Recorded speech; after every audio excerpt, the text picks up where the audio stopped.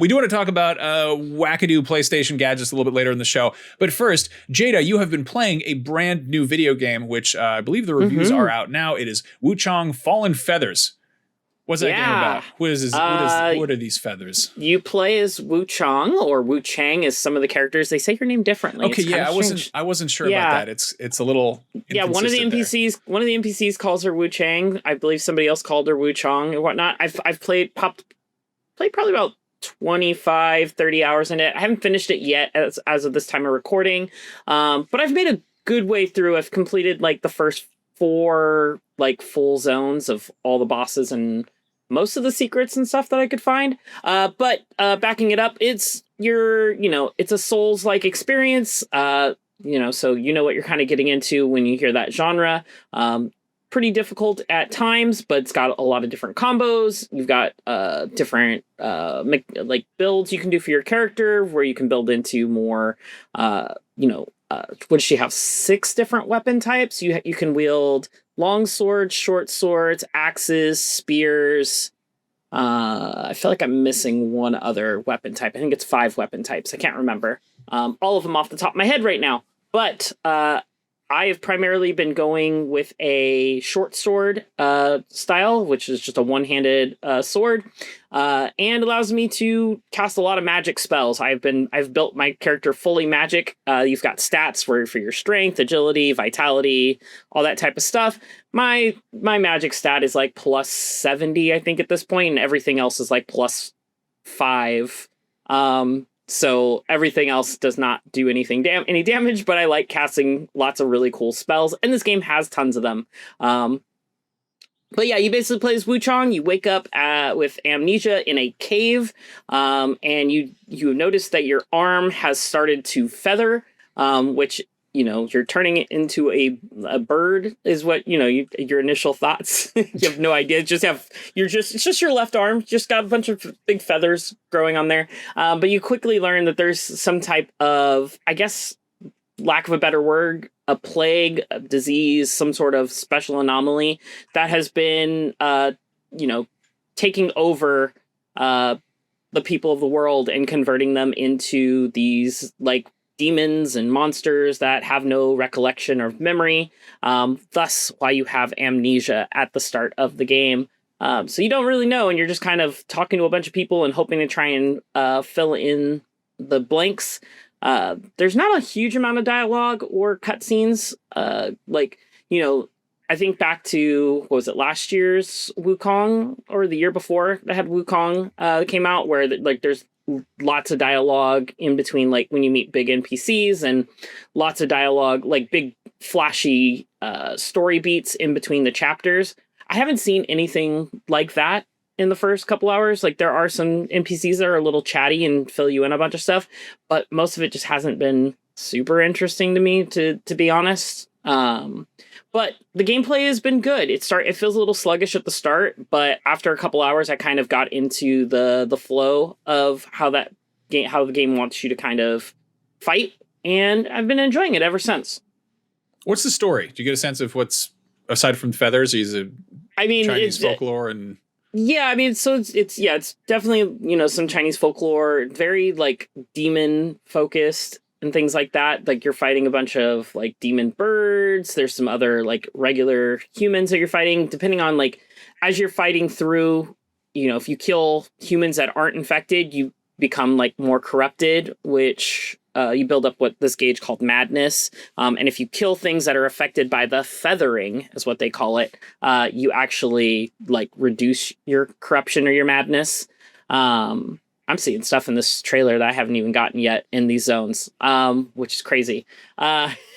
So pardon me, but yeah, I honestly do not have a good take on the story right now without having finished it. It's a little over the place, but it's just kind of, I don't ever play a Souls game for the story. Yeah, I guess fair. if that makes sense. Like, I don't, I didn't play Bloodborne for the story. I didn't play Elden Ring for the story. Like, I enjoy the combat. I enjoy it's kind of a world adventure. you're in exploring. Like, yeah, I played the very beginning of this. I kind of jumped in, just checked it out. And it is interesting that there are some chatty NPCs. They're not like, it's not like, cornering you for a cutscene that you can't skip or whatever. Like it's kind of, go talk to some NPCs like JRPG style or whatever. But yeah, I mean, I would say more vocal about what's going on than a FromSoft game would be. Yes, it definitely is that. Yeah. And it's kind of hard to tell like how much of this is like, in the same way that, Wukong is based on the Journey to the West, which is like a very well-known Chinese folk story that's less well-known in the West. Bai Wuchang, I think, is a play on like Hey Bai Wuchang, which is the black and white impermanence. Like there's two deities. There's like a black and white one. And I think I was reading about this. Isn't she also a pirate? Is she a pirate? It says she's a pirate. I don't know if that's like a mistranslation or just flat out wrong or if I'm misremembering it or something, but I mean, I went on one boat. So, okay.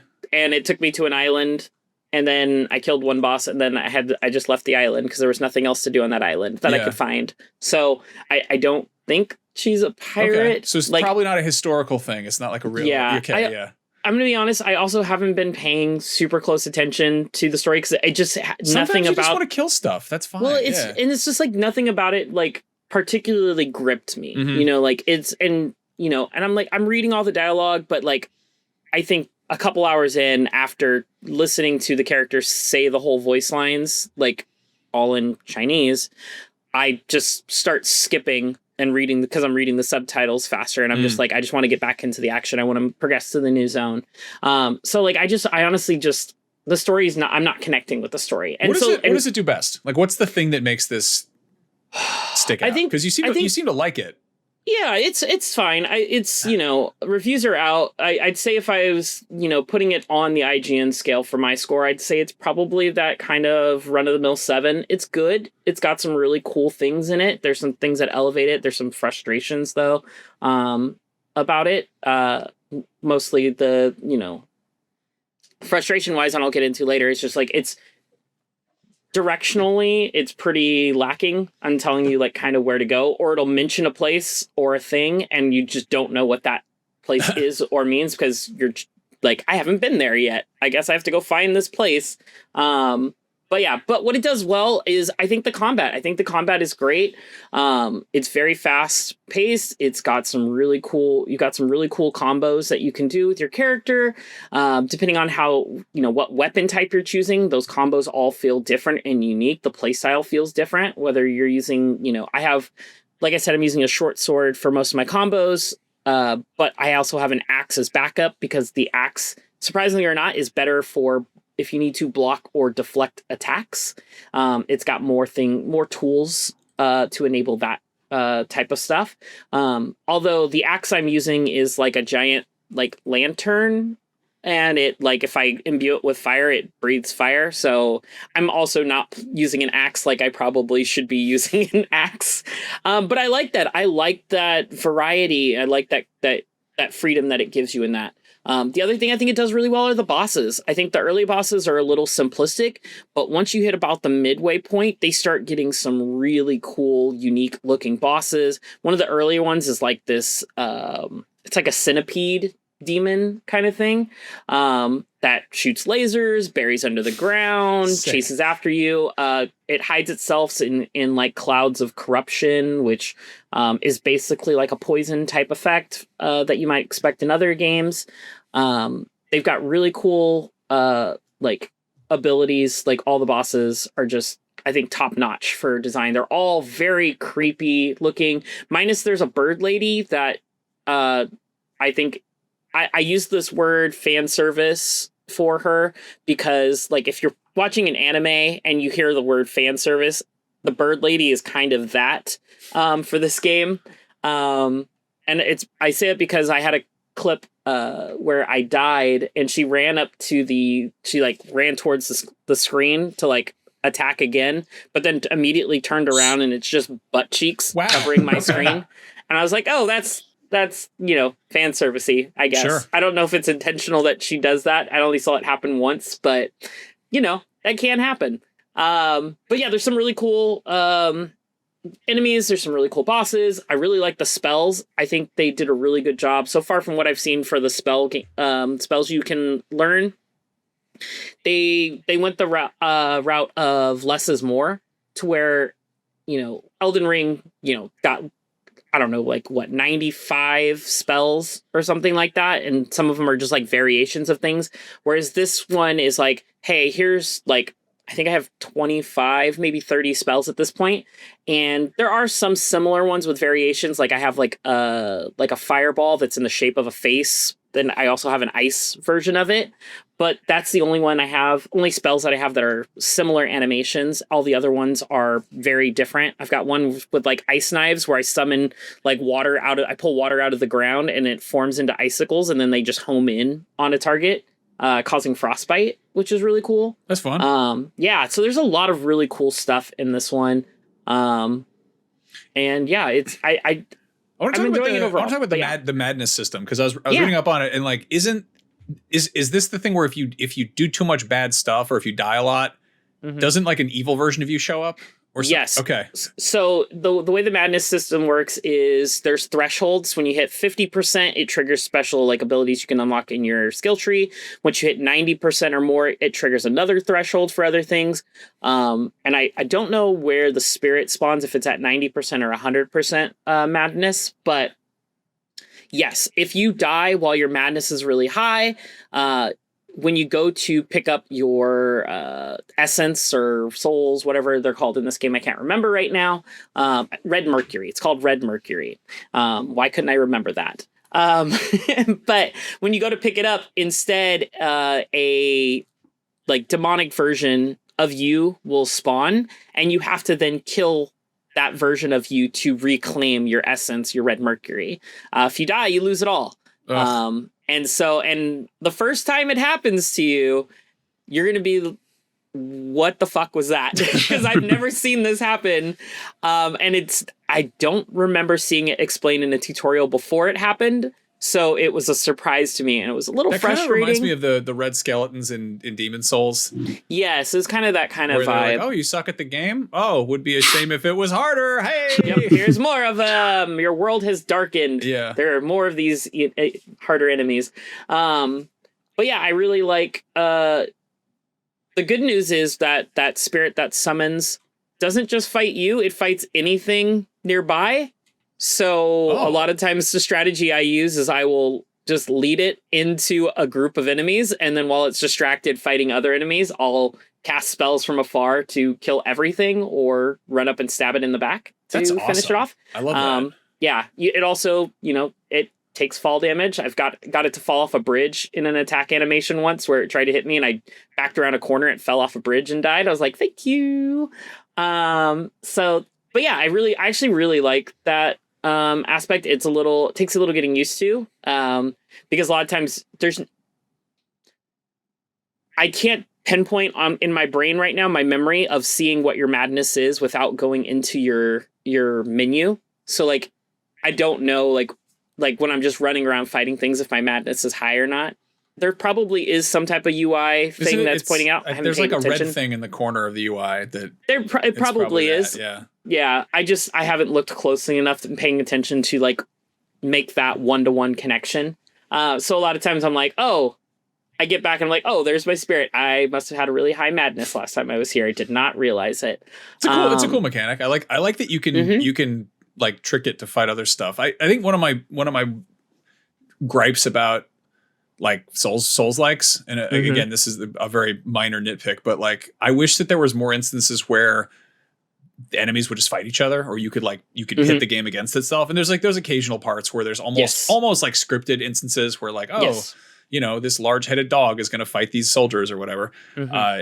But yeah, I don't know. I always love that aspect of this does have a couple of those types of instances as well. Neat. You'll see that. Yeah, you'll see that, because the whole thing of like, those who are plagued by the feathering are seen as like demonic, and other people don't want to be infected by it. So they just try to kill them. So occasionally you'll run into enemies that are fighting each other that are partially feathered or full blown demonic feathered and such. You'll see that quite a bit in this one. Cool. I got a question, and I guess, someone has to ask this one whenever a new Souls-like game comes out. How hard is this? There we go. Yep, there it is. I think depending on your play style, that mileage will vary. I'm playing full magic build, so like I'm paper thin. So if I'm not perfect dodging everything, I die in 1 to 2 hits for bosses. But my spells hit like a truck, so it's kind of mixed bag for me. I think if you spec properly into strength, agility, endurance, and stuff like that, I feel like it's not terrible. I feel like the enemy animations and telegraphs are pretty good when it comes to knowing what an enemy is going to do. There are some enemies that are a little frustrating to fight against. There is like these like shaman type enemies that send like these floating lotus flowers at you that are homing. And they explode, so big AoE damage. But the thing I didn't realize the first time fighting them is that if you dodge perfectly through them, which is a way to regenerate some of your mana, and I say mana loosely because you don't actually have mana in this game, they also can like U-turn and come right back at you from behind. So I've done a couple times where I've dodged through the lotus and it's come back and hit me from behind and knocked me off a building to my death. But like overall difficulty, I think it's pretty tough early on. So I think for those who may be picking this up and getting into it early on, you may have some struggle early on.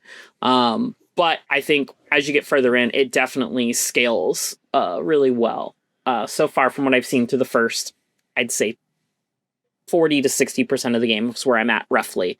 I really don't have a clue how close I am to the end at this point. But I know I'm probably around the midpoint or so. Seems like a big beefy game for people to play if they're looking for something that beats them up. Yeah. Like that's a good time. But yeah, you can go check out Mitchell's full review on IGN.com.